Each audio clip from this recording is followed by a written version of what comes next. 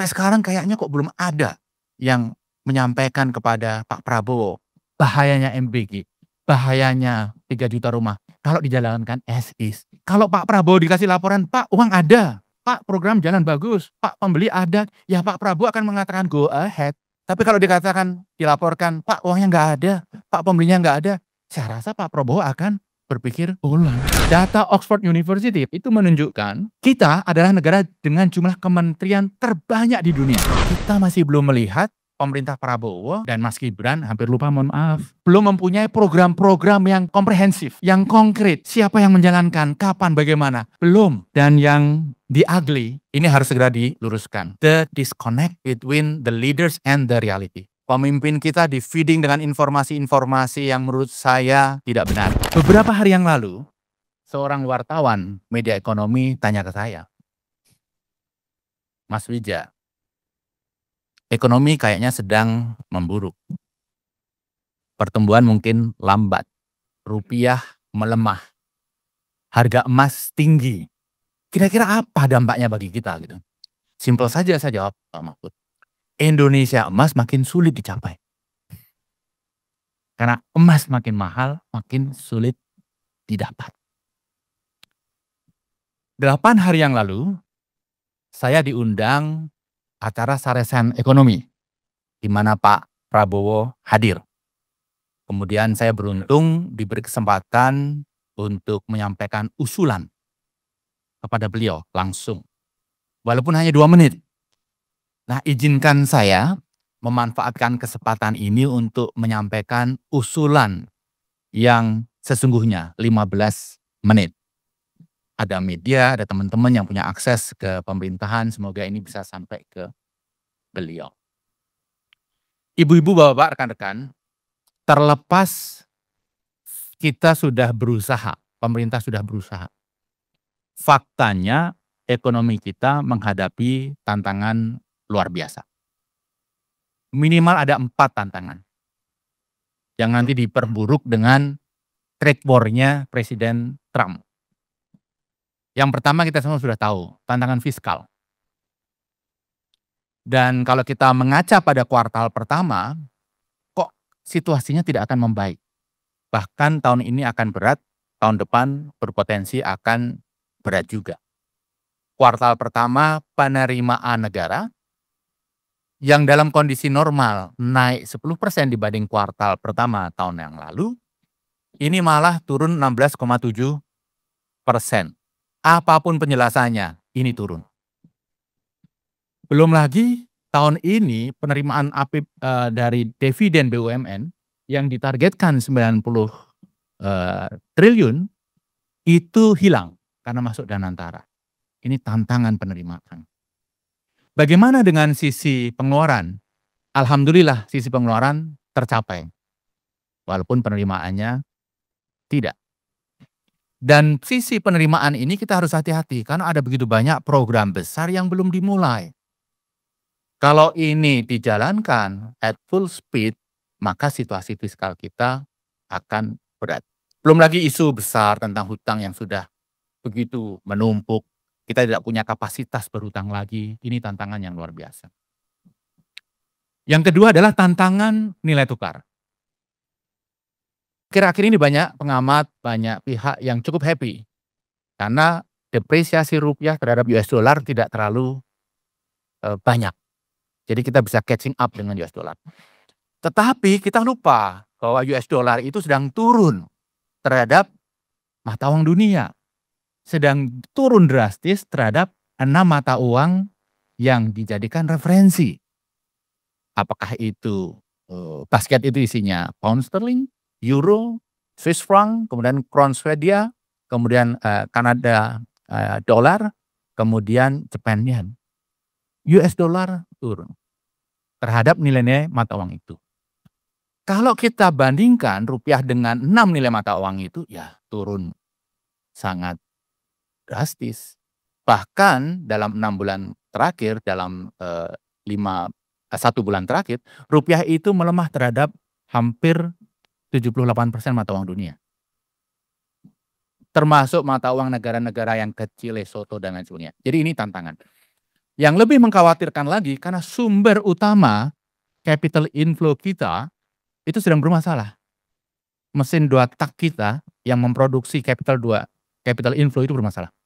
Yang pertama adalah ekspor komoditi, harga komoditi lunglai karena prospek pertumbuhan ekonomi dunia melambat.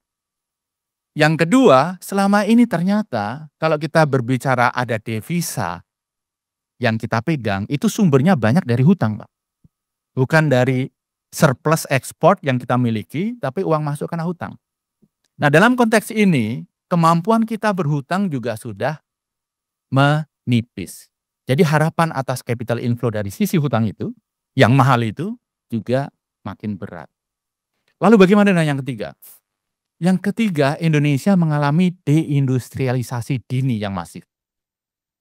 Industri manufaktur itu turun secara gradual.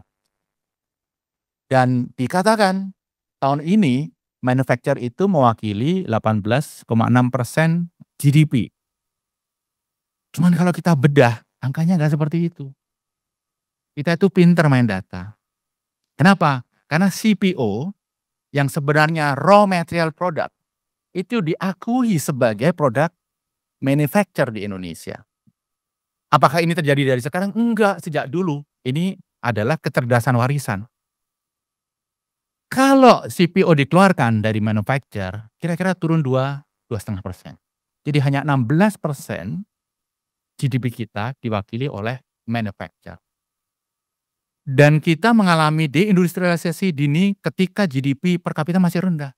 Sejarah menunjukkan negara itu bisa mencapai GDP per kapita menengah atau tinggi melalui manufacture. Kemudian mereka baru mengarah ke services. Situasi ini dipersulit dengan terjadinya proses yang namanya economic financialization.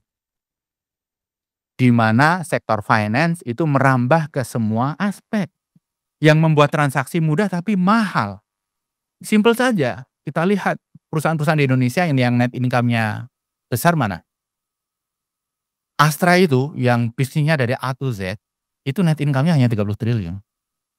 Tapi bank-bank itu 50 triliun lebih beberapa. Nah, finansialisasi ekonomi kita ini juga membuat makin tidak efisien.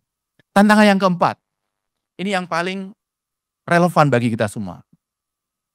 Masalah daya beli, masalah PHK. Angka yang selama ini disampaikan oleh Kementerian Tenaga Kerja, apakah bohong? Enggak, betul. Karena ditulis angka PHK yang dilaporkan. Enggak bohong itu. Tapi kan banyak yang tidak dilaporkan. Data BPJS Ketenagakerjaan saja tahun lalu sekitar 250.000 yang menarik uang. Karena pasti PHK. Dan anggota BPJS Ketenagakerjaan itu hanya 41 juta dari 140 juta pekerja. Jadi kalau kita melakukan interpolasi, silahkan teman-teman yang melakukan. Saya takut melakukannya karena angkanya mengerikan. Belum lagi masalah daya beli. Ada justifikasi bahwa daya beli kita sebenarnya baik-baik saja. Begini, faktanya mengatakan yang sebaliknya. Misalnya, data pemerintah sendiri, peredaran uang ketika Lebaran kemarin itu hanya 138 triliun, Pak. Turun dibanding tahun-tahun sebelumnya. Hanya sedikit lebih tinggi dari saat COVID 2020. Ketika orang bertemu saja takut. Angkanya sekitar 109 kalau tidak salah triliun. Sekarang 138. Tapi kalau kita bandingkan secara head to head, kita adjust terhadap inflasi, kita adjust terhadap pertumbuhan penduduk. Angkanya yang saat COVID itu sekarang jadi 139. Bahkan peredaran uang saat Lebaran lebih rendah daripada saat COVID. Dan kita semua tahu Lebaran itu adalah event yang orang habis-habisan untuk ketemu keluarga, untuk belanja. Yang terjadi adalah mantap. Makan tabungan. Berbagai data menunjukkan bahwa kelompok menengah bawah tabungannya tergerus. Berbagai sumber, Mandiri, ini segala macam, angkanya sama. Kelompok menengah bawah tergerus. Kenapa saya mengatakan mantap berakhir? Karena mereka berpindah dari mantap ke pinjol. Outstanding pinjol itu naik 30% dari tahun lalu. Nah, ketika daya beli ini turun, kemudian masyarakat berhutang ke pinjol yang bunganya tinggi, masa iya kita berharap pertumbuhan ekonomi tahun ini akan tinggi? Masa iya pertumbuhan ekonomi tahun depan akan tinggi? Kan mereka tidak bisa mengkonsumsi, padahal konsumsi itu 60% GDP. Mereka harus serving the debt. Lagi data yang lain. Waktu mudik kemarin, saya sempat komunikasi dengan beberapa CEO perusahaan telekomunikasi, seluler. Mereka mengatakan, 2 minggu sebelum Lebaran, itu migrasi nomor dari Jakarta, keluar Jakarta, itu turun kira-kira 25%. Ini data nggak bisa bohong. Kenapa? Karena nomor itu melekat pada individu. Mereka pergi kemana saja kedetek. Bukan per individu, tapi total number. Turun 25%. Kemudian pada saat yang bersamaan, hampir bersamaan, saya ketemu dengan teman-teman yang memimpin GrabFood, GoFood gitu ya. Mereka bilang, menarik ini, pemesanan di Jakarta pada saat libur Lebaran meningkat pesat. Artinya apa? Mereka nggak pulang. Ibu ketawa, ibu ikut pesan juga. Nggak pulang ya. Mengkonfirm. Artinya apa? Daya beli sedang turun. Pertumbuhan ekonomi, konsumsi itu 60% GDP. Jadi kita tidak bisa berharap pertumbuhan ekonomi yang melejit luar biasa tahun ini ataupun tahun depan. Situasi berat, kemudian Trump trade war muncul. Tapi menarik, Mas Dirman, Pak Mahfud, Mas Budi. Saya menganalisis ada 3 kelompok ini yang memandang Trump trade war. Pertama, kelompok yang panik. Mereka membayangkan ini akan seperti krisis 98. Yang kedua adalah mereka yang realis. Melihat ini sesuatu yang normal, dunia makin dinamis. Kemudian ya kita harus bersiap mengantisipasi. Karena Trump trade war ini nanti akan diikuti dengan war-war yang lain selama Trump masih memimpin. Nanti kalau ada waktu kita bisa diskusikan. Tapi yang saya khawatir yang keempat ini, justru yang happy. Kenapa? Ini pernah terjadi soalnya di Indonesia di masa lalu. Ketika ada krisis COVID, mereka happy. Kita ada kambing hitam kalau ekonomi memburuk. Tanpa COVID pun ekonomi sudah buruk. Thanks God, COVID is coming. Yang kita khawatirkan, situasi ini kemudian dimanfaatkan oleh kelompok tertentu untuk menjustifikasi bad performance. Nah ini harus kita kawal. Dan begini, COVID, saya mau menyebut Trump, menyebutnya COVID. Mungkin banyak kesamaan kali ya. Trump ini, jadi Lebaran kemarin Pak Mahfud, saya dalami betul speech-nya Trump. Untuk tahu cara berpikir orang ini seperti apa sih. Jadi ketika di sebelah istri saya itu khatam 30 juz Quran Pak. Saya khatam 30 speech-nya Donald Trump. Dan ternyata ada beberapa poin menarik. Yang pertama, Donald Trump itu orang yang menganggap dunia ini ya infotainment. Ini The Apprentice at full scale. Ketika ada turbulensi di The Oval House, Presiden Ukraine, dia wakil presiden, perdebatan yang buruk. Kesimpulan dia apa? This is good for the TV. Jadi kita jangan terlalu menganggap apa yang disampaikan itu adalah kebenaran. Ya orangnya yang cuman, mohon maaf ya, segala macam. Yang kedua, nggak tahu ini good news atau bad news. Trump itu tidak sekuat yang kita duga, tidak sehebat yang kita kira. Dia mengatakan, ceasefire, Ukraine, saya akan handle. Ditanya, how can you handle Putin? Dia mengatakan, ya dulu saya belum presiden, dulu Biden. Kalau ada saya, dia akan tunduk. Putin nggak tunduk. Saya rasa kok dia mencoba mengalihkan perhatian dunia dengan membuat sesuatu yang lain supaya dia tidak menjadi fokus di situ. Lalu yang ketiga, Ini menurut saya sesuatu yang ini alternatif view ya, Pak, yang sering disalah persepsikan oleh banyak pihak. Trump itu dari speech-nya tidak pernah peduli dengan trade deficit. Nggak pernah. Dia dan Elon Musk itu sangat takut Amerika mengalami kebangkrutan fiskal. Karena utangnya sekarang udah 35 triliun US dollar. Kalau defisit tidak ditekan, tahun 2034 akan mencapai 57 triliun US dollar dan kebangkrutan fiskal sudah di depan mata. Faktanya begini, dalam 10 tahun terakhir, ini ngomong data sedikit ya. Dalam 10 tahun terakhir, trade defisit Amerika, ini trade defisit, rata-rata 3,1% PDB. Ya, trade defisitnya 3,15% PDB. Trade defisit yang besarnya 3,15% PDB itu ditanggung oleh seluruh ekonomi. Budget defisit berapa?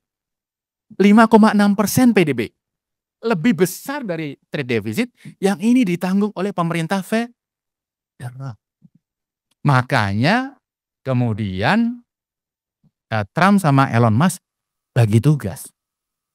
Ini pandangan alternatif ya. Nanti silakan kalau mau perdebatkan dengan pandangan mainstream. Gitu. Bagi tugas. Tahun ini budget defisit Amerika itu kira-kira 6,2% PDB. 6.2% of GDP. Nilainya sekitar 1,2 triliun. Kelihatan sekali mereka bagi tugas.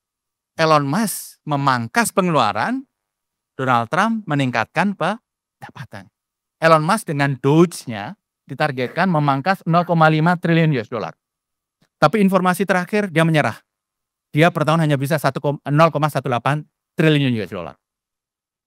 Dengan apa? USAID dihabisi, jumlah kementerian dikurangi, kemudian kementerian pendidikan dibubarkan, keluar dari WHO, kemudian perang Ukraine dia menarik diri, NATO dia akan menarik diri, itu semua kira-kira 0,18. Tapi saya masih pakai asumsi 0,5 triliun ya. Jadi dari 1,2 itu 0,5 sudah dibagi tugas ke Elon Musk. Tugas Trump adalah mencari 0,7 triliun US dollar. Opsinya dua, menaikkan pajak atau menaikkan tarif. Dua-duanya dibayar oleh rakyat Amerika. Tetapi kalau yang dinaikkan pajak, rakyat marah. Dan ini tidak sesuai dengan filosofi Partai Republikan yang small government, low taxes. Makanya menaikkan tarif dengan narasi melindungi industri, menciptakan pekerjaan, sesuai dengan MAGA, American First, dan lain sebagainya. Ini yang saya anggap Trump itu cerdas. Dan rakyat Amerika terhipnotis, hampir 50% mendukung penuh apa yang dilakukan Trump. Makanya dia sangat confident. Dan ketika Trump menunda 90 hari, kita jangan senang. Bukan untuk kepentingan kita, untuk kepentingan Trump, untuk kepentingan Amerika. Setelah mereka merasa kuat, nyerang lagi. Kenapa ditunda 90 hari? Karena resiko country risk Amerika tinggi. Sehingga obligasi pemerintah kalau diterbitkan bunganya mahal. Tahun ini Amerika harus refinance 9,2 triliun US dollar hutang. 9,2 triliun US dollar hutang, Pak. Ukuran ekonomi kita hanya 1,3 triliun US dollar. Tahun ini 9,2. Kalau di refinancing pada saat bunga mahal, makin jebol APBN mereka. Sehingga menunda. Jangan salah, kalau mereka kuat, nekan lagi itu. Nah, lalu apa yang kita akan lakukan? Saat saresan ekonomi, saya sampaikan beberapa poin. Sebenarnya ada 5 poin, tapi waktu itu baru sempat disampaikan 3. Yang pertama adalah kita melakukan deregulasi total. Bukan seperti deregulasi yang pernah kita lakukan di masa lalu yang hasilnya adalah peraturan. Tapi actionable deregulation yang hasilnya aksi. Saya sampaikan waktu itu, kita itu kalau bekerja targetnya imajinatif itu nggak bisa, orang Indonesia harus konkret. Apa? Eye to eye, neck to neck dengan Vietnam. Vietnam punya apa? Kita harus punya. Vietnam tidak ada premanisme di kawasan industri, kita harus wujudkan. Di Vietnam tidak ada polisi di pasar modal, tapi polisi yang jaga kawasan industri, kita harus wujudkan. Kalau di sini kan polisi jaga pasar modal. Dan seterusnya, TKDN dan lain sebagainya. Yang kedua, solusi sederhana sebenarnya. Saya sampaikan waktu itu. Sebelum krisis COVID, utilisasi sektor manufaktur kita itu 75%. COVID turun menjadi 50%, sekarang naik tapi stuck di angka 60%. Tidak perlu nyari investasi baru, stimulus peraturan, dikasih stimulus working capital. Kalau output utilisasinya dari 60% bisa kita kembalikan ke 75%, ekonomi kita itu akan naik 3%. Tidak perlu investasi baru. Nah, ini yang saya sampaikan. Yang ketiga, saya juga menyampaikan tentang approach terkait Trump. Trump ini top down, Trump ini tidak suka multilateralism. Dia maunya one on one. Kalau rame-rame dia marah. Lebih enak ngebully itu kalau one on one kan. Jadi saya usulkan Pak Prabowo telepon Trump, kemudian nanti para menteri melanjutkan negosiasi. Karena Trump top down. Yang kedua jangan pakai ASEAN. Pertama Trump nggak suka, yang kedua ASEAN sendiri ada yang dapat pajak 10%, ada yang dapat pajak 50%. Bagaimana menyatukan interest yang sangat beda itu. Nah yang keempat dan kelima ini belum sempat saya sampaikan karena hanya dikasih waktu 2 menit. Semoga ini bisa sampai ke beliau. Yang kedua adalah, yang keempat adalah perlunya rekalibrasi program. Kita ini salah jalan. Ketika ekonomi sulit, program kita, kebijakan pemerintah kita itu justru pro-cyclical, memperburuk keadaan, bukan counter-cyclical. Kenapa pro-cyclical? Ekonomi sulit, tapi anggaran dialokasikan untuk program-program besar masif berjangka panjang. Ini PHK pasti melejit, daya beli pasti turun. Harus dibalik kebijakan-kebijakan yang counter-cyclical. Proyek-proyek di bawah PUPR yang menghidupi buruh konstruksi, yang menghidupi kontraktor, yang menghidupi vendor, yang jumlahnya ratusan ribu, itu dihidupkan lagi. Perlu realokasi, kembalikan ke situ. Kemudian meeting, perjalanan dinas, mohon maaf, memang itu inefisiensi. Tapi bapak-bapak yang ibu-ibu yang pernah di birokrasi pasti memahami, yang namanya birokrasi itu yang nggak efisien. Kalau ingin efisien serahkan ke pihak ketiga, swasta. Tapi inefisiensi itu harus ditekan. Tapi tidak boleh drastis. Karena inefisiensi itu menciptakan ekosistem ekonomi. Inefisiensi itu menciptakan lapangan kerja dan daya beli. Jadi ini harus ditinjau ulang. Program-program besar, misalnya MBG. Mohon maaf, sekarang baru melayani 3 juta. Masa masih pada optimis November nanti melayani 83 juta. Saya nggak paham cara ngitungnya. Ini kan learning curve-nya luar biasa gitu ya. Dan 171 triliun ketika kita butuh dana untuk menstimulus daya beli. MBG menstimulus daya beli karena ini sentralistis, ya ini yang terstimulus ada kelompok tertentu saja. Dan fakta bahwa targetnya 83 juta Pak November, itu menurut saya tidak akan terwujud. Nanti di akhir saya akan menggarisbawahi bagaimana pemerintah harus lakukan terkait target-target yang terlalu bombastis ini. Dan tidak hanya itu, belum lama Rousseff Dilma, Presiden Brasil, datang ke Indonesia. Ada komunikasi dengan Bapak Presiden. Saya tidak mendengar langsung ya, tapi yang saya dengar Rousseff Dilma mengapresiasi MBG dan menceritakan program free lunch di Brasil. Jadi Rousseff Dilma, waktu dia wapres kemudian jadi presiden, punya program itu. Mirip. Merupakan bagian dari program yang namanya Bolsa Familia. Yang menarik Pak, target siswanya 22 juta. Dan itu dicapai dalam 11 bulan, 11 tahun.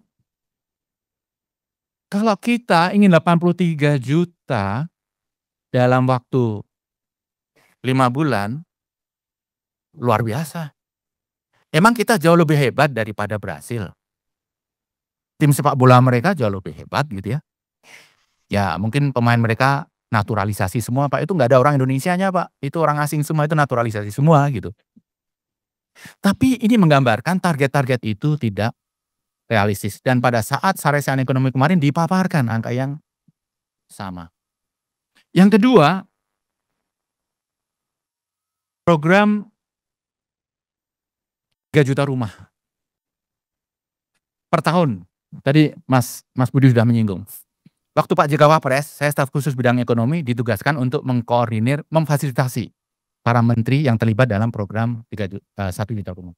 Itu maksimal hanya 650.000 setahun. Sudah kita geber. Ada beberapa masalah Pak. Yang pertama, lahan sulit. Memang gampang itu lahan BUMN, kemudian ditransfer, itu jadi temuan BPK nantinya.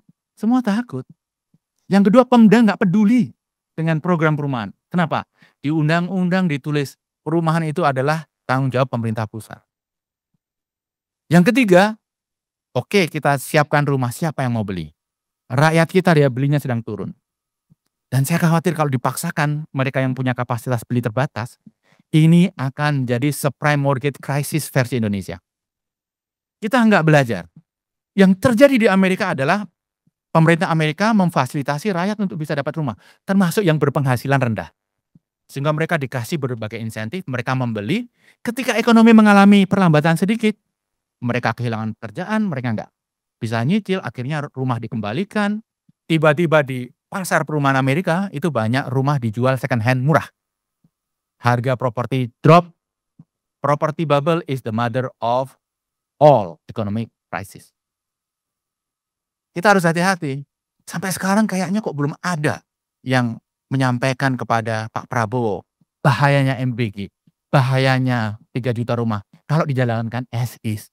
Kalau Pak Prabowo dikasih laporan, Pak uang ada, Pak program jalan bagus, Pak pembeli ada, ya Pak Prabowo akan mengatakan go ahead.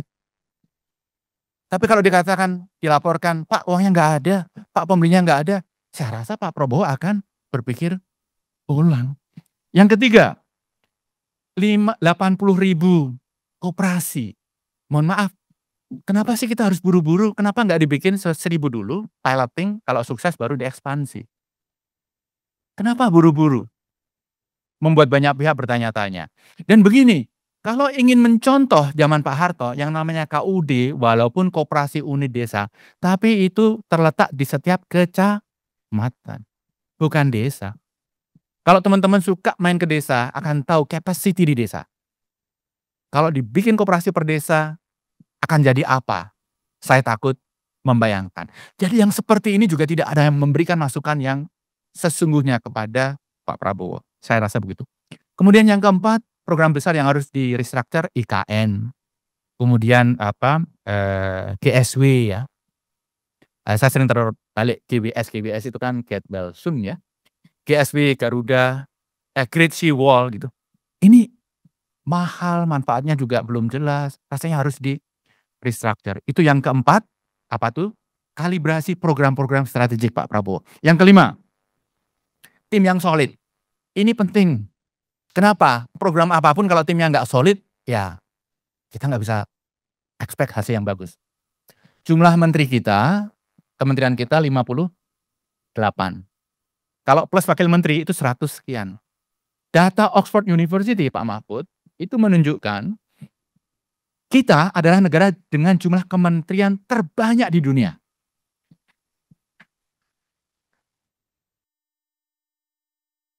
Banyak di dunia. Vietnam 18 itu akan dipangkas. Amerika 14 akan dipangkas. Negara-negara lain 20-25 akan dipangkas. Kita malah dinaikkan. Dan begini, ada satu yang kurang dari struktur kabinet kita. Apa itu? Zaman Pak SBY, zaman Pak Jokowi, yang namanya kabinet itu ada kernetnya. Kemudian ada asisten drivernya, ada drivernya.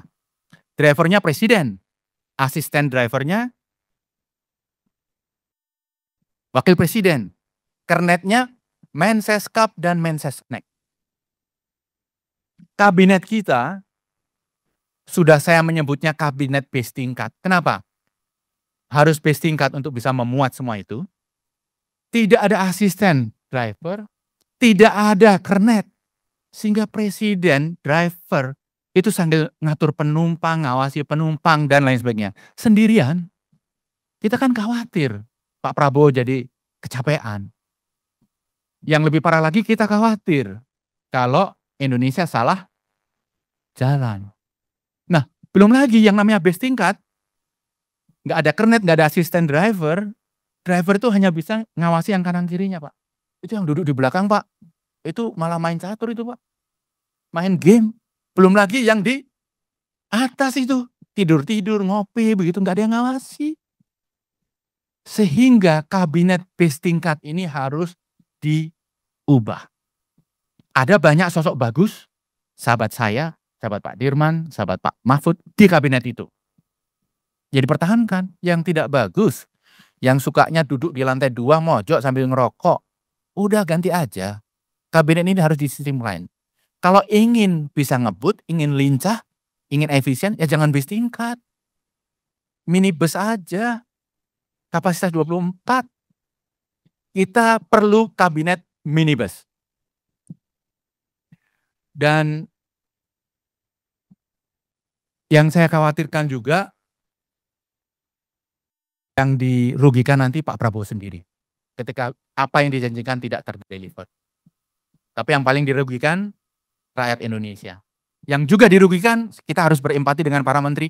Para menteri yang kerja betul, yang berkualitas. Yang saya rasa banyak di situ. Jadi kabinet minibus ini tidak hanya untuk kepentingan kelompok tertentu, tapi Pak Prabowo, para menteri yang kerja betul dan terutama untuk rakyat Indonesia. Nah, yang terakhir, panitia minta harus ada the extraordinary, the good, kemudian the bad, and the ugly. The extraordinary saya rasa Pak Prabowo itu mau mendengar. Saresian ekonomi kemarin, fakta bahwa beliau mendengar dan merespon. Itu extraordinary. Tidak seperti yang saya bayangkan sebelumnya. Yang kedua adalah the good. The good-nya, profil Indonesia di dunia internasional itu seperti terwakili. Jadi Pak Prabowo hadir gitu ya, secara fisik, secara pemikiran. Karena dulu ada yang hadir secara fisik saja. Ini Indonesia, negara besar, hadir di dunia internasional. The bad-nya program-program itu tadi. Kita masih belum melihat pemerintah Prabowo dan Mas Gibran, hampir lupa, mohon maaf. Belum mempunyai program-program yang komprehensif. Yang konkret. Siapa yang menjalankan, kapan, bagaimana. Belum. Ada banyak program tapi itu muncul di sana, sini, dan sebagainya. Kecenderungannya spontan. Dan yang the ugly, ini harus segera diluruskan. The disconnect between the leaders and the reality. Pemimpin kita di-feeding dengan informasi-informasi yang menurut saya tidak benar. Bahwa Indonesia baik, keuangan baik, ini semuanya jalan dengan baik. MBG jalan dengan baik. Ini harus dipotong. The disconnect harus diakhiri. Pemimpin, top leadership harus connect dengan reality. Saya berharap nanti setahun pemerintah Prabowo kita bisa adakan diskusi lagi. Judulnya 1 tahun pemerintah Prabowo, _2, the extraordinary and the good. Karena yang bad, yang the ugly sudah diakhiri. Terima kasih. Assalamualaikum warahmatullahi wabarakatuh.